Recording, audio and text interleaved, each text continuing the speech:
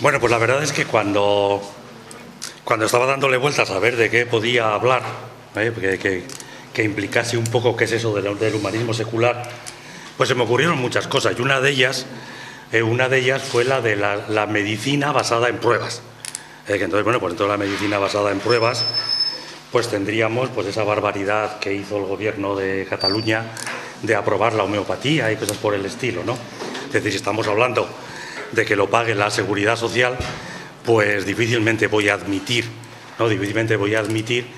una medicina que todas las pruebas dicen que no funciona, ¿no? Bueno, pues hay un movimiento por ahí, por el mundo, de medicina basada en pruebas, que no solamente se carga las pseudomedicinas, ¿no? No solamente se carga la homeopatía, la acupuntura, sino que se carga a algunas de las medicinas que estamos tomando de los grandes laboratorios farmacéuticos. Bueno, este podría ser un tema, ¿no? Es decir, nosotros lo que queremos hacer es cosas que se basen en pruebas. Pero de repente se me ocurrió lo de la política. Digo, ¿y por qué no hacemos una política basada en pruebas y nos dejamos de tonterías? Y entonces pues, se me ha ocurrido ir haciendo unas cuantas cosillas. Son ejemplos, son picotazos, no penséis que es nada más. No penséis que nada más que eso son. Sí, por favor. Sí, Alex, quieres ir pasando igual que antes. No. Entonces, pues fijaros un momento, esto lo leí hace 10 días aproximadamente. Y creo que era alguien muy importante de Castilla-La Mancha, no sé si era el presidente o algo así. Dice, energía fotovoltaica. Tenemos que ir a la energía fotovoltaica porque es gratis, no contaminante e inagotable. Y se dedican un montón de millones a hacer energía fotovoltaica porque es gratis, no contaminante e inagotable. Le das a la siguiente, por favor. Y dices, vamos a ver, gratis. Claro, si yo veo lo que he puesto aquí a la izquierda, ¿no? Todo lo que es un campo de energía fotovoltaica, vemos infinidad de placas, hierros, carreteras, transformadores, gente que tiene que ir a cuidarlo, a repararlo, a ponerlo. Decir, hombre, pues fabricar todo eso, pues en el momento que tenemos en cuenta toda la cadena, fabricar cuesta dinero. El mantenerlo cuesta dinero. El desmantelarlo, porque tendrán una vida, cuesta dinero. Y esta es la razón de que el kilovatio hora fotovoltaico sea bastante más caro que el del petróleo. El del petróleo anda en torno a, vamos a poner para redondear, en torno a los 10 céntimos de euro, y el fotovoltaico anda en torno a los 45 céntimos de euro. Luego, es más caro porque todo esto cuesta. Luego digo, gratis no es. Siguiente. Y desde el punto de vista energético. Bueno, vamos a ver, nos gastamos un pastón. La Comunidad de Castilla-La Mancha está dispuesta a gastarse un pastón, pero una vez que se ha gastado el pastón, obtenemos energía. Vamos a ver. ¿Cuánta energía se consume en la fabricación de los postes? Pues ahora ya sabéis que en los últimos meses ha subido el hierro, una barbaridad, ha subido una barbaridad del hierro. ¿Por qué? Porque ha subido el petróleo. Luego, ¿qué resulta? Que es que el hierro, básicamente, una componente esencial de su precio es la energía. Luego, en los postecitos de hierro hay un consumo de energía. En los transformadores hay un consumo de energía. En que tengo que ir con el coche a hacer la revisión diaria, hay consumo de energía. Pero vamos a ver la fabricación de la célula. En la fabricación de las células actuales, la energía que se consume en su fabricación no la da en menos de 11 años. Y a los 11 años ya ha perdido gran parte de su capacidad de generación y hay que pensar en cambiarla. Luego, ¿la energía fotovoltaica es una fuente de energía o es un sumidero de energía? Quizás con las células nuevas den un poquito, el balance sea ligeramente positivo, pero con las antiguas será claramente negativo. Es decir, un parque de esos consume más energía que la que producía en toda su vida. Vamos a ver, la siguiente cosa que decía, no contaminante. Otra vez, no contaminante si no tenemos en cuenta toda la cadena. Fabricarlo contamina, mantenerlo contamina y desmantelarlo contamina. ¿Y cuánto contamina? Vamos a ver, con las técnicas de fabricación antiguas, la Unión Europea hizo un cálculo de qué pasaría para hacer las fotocélulas equivalentes a la central nuclear de Almaraz. Y salía que si se hubieran hecho en Alicante, se habría envenenado el Mediterráneo por ácido cianhídrico. Luego decir que no contamina, ahora se ha sustituido el ácido cianhídrico por zumo de limón. Entonces, bueno, el zumo de limón contamina bastante menos. Pero el decir que no es contaminante, simplemente que no tiene en cuenta la cadena. Luego, fijaros lo que acabo de decir. El político nos dice que es gratis, no lo es. Nos dice que es no contaminante y es contaminante.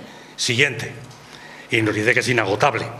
Evidentemente, el Sol tiene 5.000 millones de años de vida de futuro. Podemos considerarlo eterno para nuestro gusto. Pero las células tienen una vida. Y además una vida bastante limitada, por la sencilla razón de que van perdiendo capacidad de producción. Podemos estimar como mucho 20 años, pero una producción que no llega al 5% de la energía recibida. El resto de la instalación se pudre, se estropea, también se agota. Y la central de transformación se agota. Luego, eso de que la energía del sol es inagotable, pero las centrales fotovoltaicas no son inagotables. Así que resulta que nuestros queridos políticos dedican un montón de cientos de millones de euros porque no tienen ni la más remota idea de lo que se trae entre manos. Si nos dijeran, fijaros en lo que voy a decir ahora, si nos dijeran, vamos a dedicar este dinero porque todas las energías incipientes son mucho más caras, más contaminantes, más todo lo que queráis, pero si la ponemos en producción real, vamos aprendiendo y de la curva de aprendizaje llegaremos a mejorarlo, de acuerdo, nada que objetar, pero que no me lo den como que es una fuente de energía y que es limpia y que es inagotable, porque no lo es. Siguiente picotazo.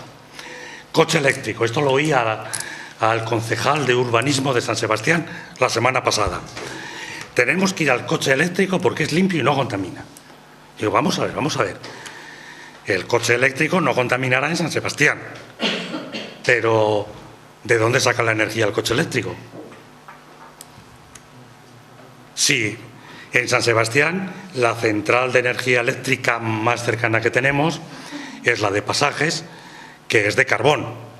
Luego estamos quemando carbón, que ahora le han puesto unos filtros y ya, pues la gente que vive por los alrededores vive razonablemente bien. Pero hasta que pusieron los filtros se calculaban 6 muertos de cáncer al año debido a los problemas pulmonares de la chimenea. Y como se utiliza carbón que produce estroncio 160, que es radiactivo, pues había unas cuantas víctimas de cáncer radiactivo debido a la central de carbón. Luego, lo de que el coche eléctrico es limpio, será limpio donde corre, pero no donde se obtiene la energía, y que contamina es evidente. Y además, fabricar el coche, luego hablamos de fabricar el coche, porque según venía ayer en el tren, hice unos numeritos. Venga, siguiente picotazo. Energía del hidrógeno. Va un idiota que se llama Jeremy Rifkin, que es abogado y que como es abogado no tiene ni pajolera idea de ciencia. Sí, hombre. Y se le ocurre decir que el mundo habló de la energía del hidrógeno. Claro, automáticamente la primera pregunta es ¿en dónde hay minas de hidrógeno? Vamos ahí al campo, sacamos minas de hidrógeno. Dices, bueno, el hidrógeno hay que conseguirlo de algún modo. Cualquier modo que tengamos de conseguir el hidrógeno es conseguir energía. Por lo tanto, es tan contaminante como las energías que estemos haciendo. Después ya se dio cuenta que había metido la pata y empezó a cambiar el discurso. Y en vez de hablar de la energía del hidrógeno, empezó a hablar de la economía del hidrógeno. Y ha arrastrado a muchos países de la Unión Europea. Y BMW acaba de sacar un coche que se mueve por hidrógeno. Boeing acaba de sacar un avión que se mueve por hidrógeno. ¿Por qué no pensamos un momento en el tema? El hidrógeno es el átomo más pequeño que existe. Se escapa por todas partes. Luego, mantenerlo en una bombona y que no se escape es tremendamente complicado. Además, tienen que ser bombonas tremendas con un peso terrible, con lo cual resulta que si hacemos un coche que se mueva por hidrógeno, la mitad del peso del coche se va en el contenedor del puñetero hidrógeno de las narices. Después, a la hora de hacer el hidrógeno, algo de hidrógeno se escapa. Perjudica la capa de ozono, es un gas de efecto invernadero y después es explosivo. Y además todos sabemos que cuando hablamos de globos aerostáticos, todos nos viene a la mente el Hindenburg, que cuando llegó a Nueva York explotó porque el hidrógeno es tremendamente explosivo. ¿De verdad creéis que esto lo vamos a tener en nuestro coche? Sobre todo cuando hay otras soluciones. Puedo, en vez de utilizar la energía del hidrógeno, utilizarla para hacer hidrógeno, lo hago para hacer bioetanoles. Ya está, que el bioetanol es manejable. O simplemente una idea muchísimo más tonta. ¿Por qué voy a coger electricidad, convertirla en hidrógeno? Que ahí se me va casi un 60% de pérdidas. Después lo meto en un motor de combustión, lo hago arder, con lo que se me va otro 60% del 40% que me quedaba. Con lo cual al final el rendimiento es un 15%. Vamos a ver, no es mucho mejor coger la eléctrica, meterlo en una batería y que los coches funcionen, y electricidad, batería, electricidad. ¿No es mucho mejor con rendimientos del 40%? Y ahora viene, pero es que el coche eléctrico tiene autonomía solo de 200 kilómetros. ¿Y si en las gasolineras ponemos cambio de baterías? Dejo la batería descargada y pongo la cargada. ¿Dónde está el problema? Con un rendimiento mucho mayor. Luego, sinceramente, cuando se hacen 4 números, yo creo que la economía del hidrógeno es una tontería. Siguiente. Pero se está dedicando dinero de nuestros impuestos. Biocombustibles. Vamos a ver, los biocombustibles ahora se acaban de dar cuenta de que afectan a los alimentos, pero además es que cuando a alguien se le ocurrió, concretamente en Estados Unidos, se les ocurrió hacer biocombustibles con el maíz, pues a muchos, concretamente yo tengo 2 artículos, uno de la Universidad de Stanford y otro del MIT, donde tuvieron en cuenta toda la vida. Dice, vamos a ver, maíz, hay que plantar las semillas, que esto es de contractor y gasta tanto. Hay que regarlo, el regadío cuesta tanto energía. Estoy hablando energéticamente, ¿eh? Tanta energía. Hay que regarlo, seguirlo regando, después hay que recolectarlo, seguimos gastando energía. Hay que transportarlo a una fábrica, gastamos energía. Hay que convertirlo, el maíz, en azúcares, gastamos energía. Los azúcares los convertimos en etanol, gastamos energía. Vamos a ver, al sumar esa energía, ¿sabéis lo que daba? Que por cada litro, el equivalente a un litro de gasolina, consumíamos 1,5 litros de gasolina. Bueno, pues a pesar de esto, en Estados Unidos se han hecho biocombustibles que son absurdos, que solamente se mantienen por las subvenciones. En Europa hemos copiado de Estados Unidos y lo hemos hecho. Entonces, es decir, ¿todos los biocombustibles son una idiotez? No, todos no. En Brasil lo hacen de caña de azúcar y en Brasil hay una cantidad de sol brutal. En Brasil, por un litro de gasolina gastado, sacan 8. Y dices, bueno, pues ganamos 7. Ahí sí que merece la pena. Y después en Cuba pasaría lo mismo, también sería rentable. Luego, si lo hacemos con caña de azúcar en países tropicales, es rentable, pero no se nos ocurre hacerlo de cereales en España, demonios. Y también está, si logramos hacer biocombustibles a partir de los desechos de celulosa, que la celulosa no se la come nadie, salvo las cabras, pues también es muy posible que sea rentable, pero no tenemos la tecnología para hacerlo hoy en día. Siguiente. Vamos a ver. Insisto que estamos gastando nuestros impuestos para hacer una idiotez. Vamos a ver. Recientemente ha salido, que creo que la semana pasada, ¿no?, que ya fin de las bombillas de filamento, y vamos a poner las de bajo consumo. Bueno, según venía ayer, hice una hoja de cálculo teniendo en cuenta toda la vida y tal, y me sale que sí, que es rentable, que teniendo en cuenta toda la vida del producto es rentable. Pero, aquí, me parece que lo he traído, si no lo he traído os lo cuento. En el último número de Physics News, que es una revista de los colegios de físicas europeos, venía un articulito muy interesante de un catedrático de la Universidad de Lovaina, que lo que hacía era hacer el típico problema de Fermi. Sabéis que Fermi mandaba a sus alumnos pues cosas disparatadas, ¿no? Oye, pues dime cuántos afinadores de piano hay en Chicago. Entonces hay que hacer una serie de hipótesis que normalmente cometes un error, en unos te equivocas para arriba, en otros te equivocas para abajo, pero al final sale que el número de afinadores te sale bastante bien. Otro era, pues dime con cada vuelta que da una rueda cuánto se desgasta. Al final lo que era medir cuánto es nueva, medir cuánto se ha desgastado cuando lleva 40.000 kilómetros, ver cuántas ruedas ha dado en 40.000 kilómetros y calcularlo. Bueno, pues estos problemas de Fermi son muy interesantes porque te permiten resolver problemas que de otro modo parecen irresolubles.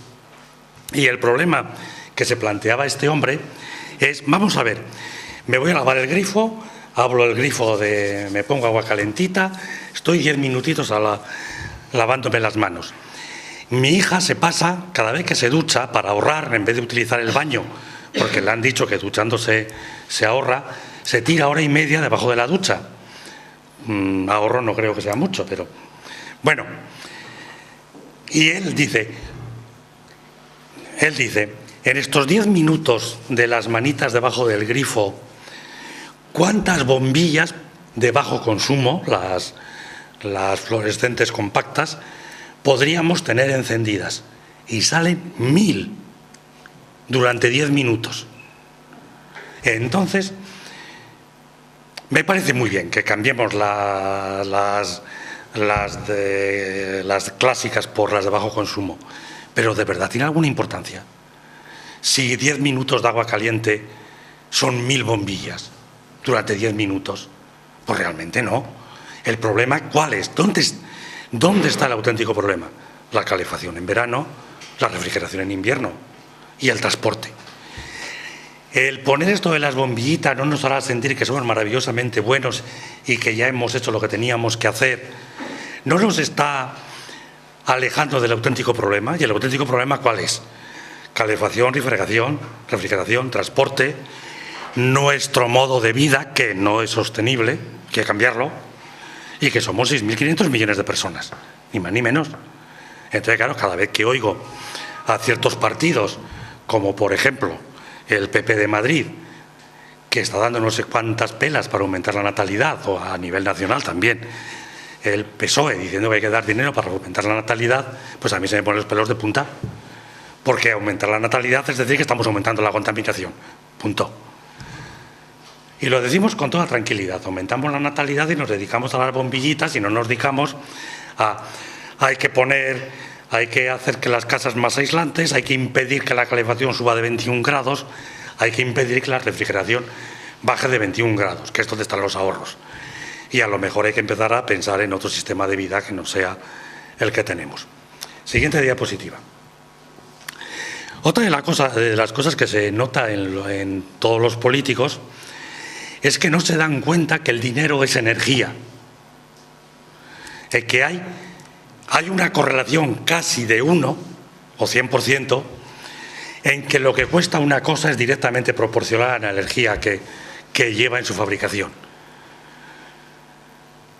Entonces los políticos piensan que aunque una cosa sea cara, puede ahorrar energía. Las fotovoltaicas son muy caras, pero ahorramos energía. ¿Y la conclusión cuál era? No, es que son caras porque consumen energía. Vamos a ver, detrás tengo un ejemplito. Vamos a ver, ahora estamos con la discusión de que el petróleo de que el petróleo es caro, y ahora hay dos posturas, ¿no? La de los que tienen petróleo, que dicen que es debido a la especulación, y los que no lo tienen diciendo que es debido a que ha habido un aumento de la demanda. Lo que está claro es que ha habido un aumento de la demanda, lo que está claro es que la demanda mundial en este momento es 86 millones de barriles, y lo que está claro es que en este momento la producción mundial es de 76 millones de barriles. Por lo tanto, que hay una oferta menor a la demanda es evidente. Que eso diga a $140 el barril o que la especulación haya influido, no sé cómo, yo no veo cómo por apostar por cuánto valdrá el petróleo en el año 2025 se puede influir en el precio actual, pero admito que sí, pero de esos $140 es una parte.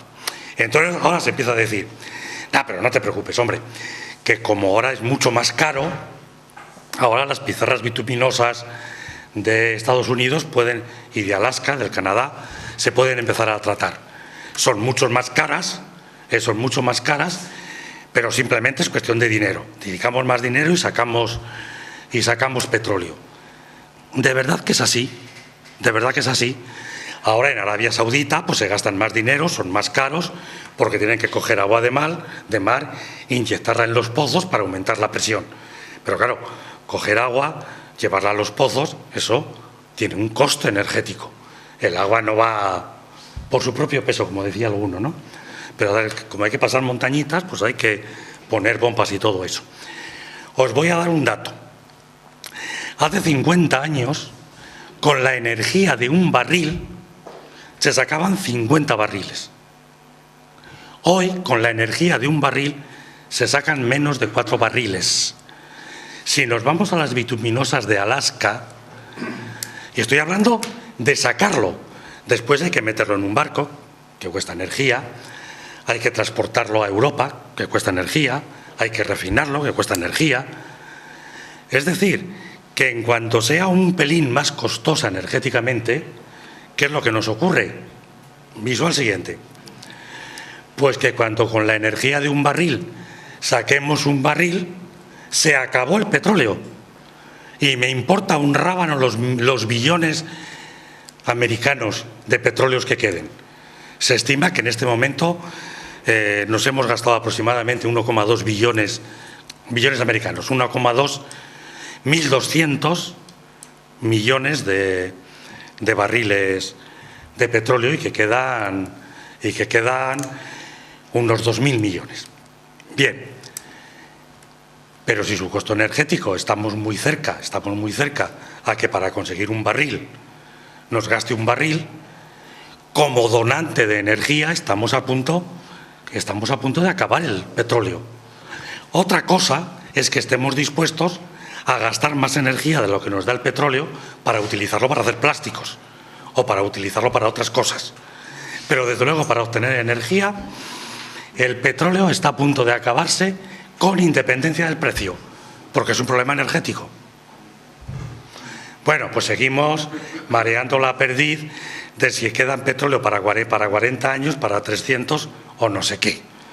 Hay que coger el toro por los cuernos y hay que buscar una solución a este problema. Entre otras cosas, porque no podemos depender de un oligopolio, entre otras cosas.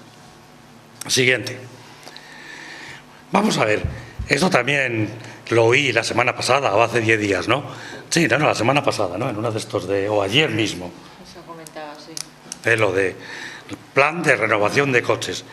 Vamos a renovar el coche por uno más eficiente energéticamente. Bueno, claro, aquí estamos en lo de siempre.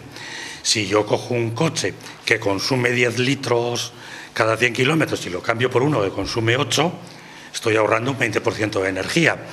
Luego estoy contribuyendo a disminuir el costo energético. Estoy haciendo que el menos consumo de energía. Bueno, pues yo lo que hice ayer con la hoja de cálculo, vamos a ver cuánto vale un coche. Me puse 3 milloncejos de pelas. ¿Y cuánto lo utilizo al año? Pues puse 10.000 kilómetros al año, que es lo que yo gastaba cuando yo tenía coches, lo que yo lo utilizaba. Y me he puesto a hacer unos numeritos. Es decir, vamos a ver, en el coche, una parte importantísima de su precio es la energía. No voy a decir que sea el 100%, vamos a poner el 50%. Una estimación de Fermi. Puede ser el 40, puede ser el 80. Bueno, pues el 50%. Voy a poner que el 50% del precio del coche es energía. Probablemente es más.